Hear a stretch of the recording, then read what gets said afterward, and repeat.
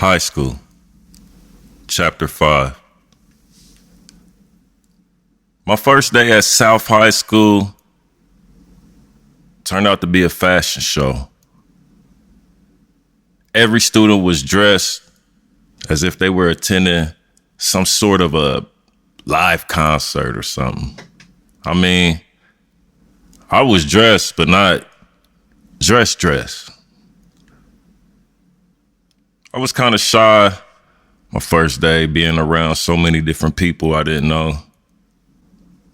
I remember getting my locker code, and 2 lockers away from mine stood the most beautiful woman with a voluptuous derriere.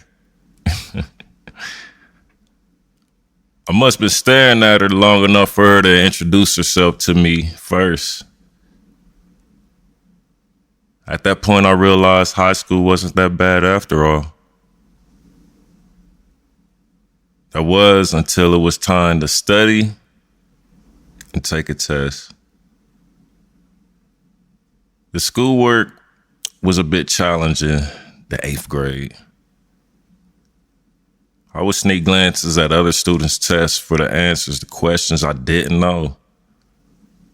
I would even copy somebody else's homework to avoid finding the answers for myself. I guess I loved being at school because then again, it gave me a chance to be around my friends and others. Before I forget, the cafeteria had the best chocolate chip cookies that you get in the wax paper sleeves. I couldn't resist those at all.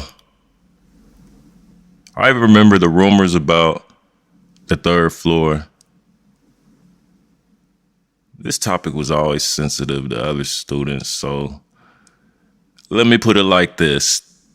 The 3rd floor is where other students would sneak off and, engage in sexual activities. But the feeling of knowing I could be caught and possibly suspended from school was an idea I abandoned altogether. As part of my high school experience, I had to deal with racism, which happens everywhere. But Claymont High School was a little different. This was in Tuscarawas County when I was staying with my father at the time. But being that I was the only black student in class, so history was my very worst subject at the time. I think going through that phase allowed me to understand segregation even more. Who we are and how we identify ourselves is very important.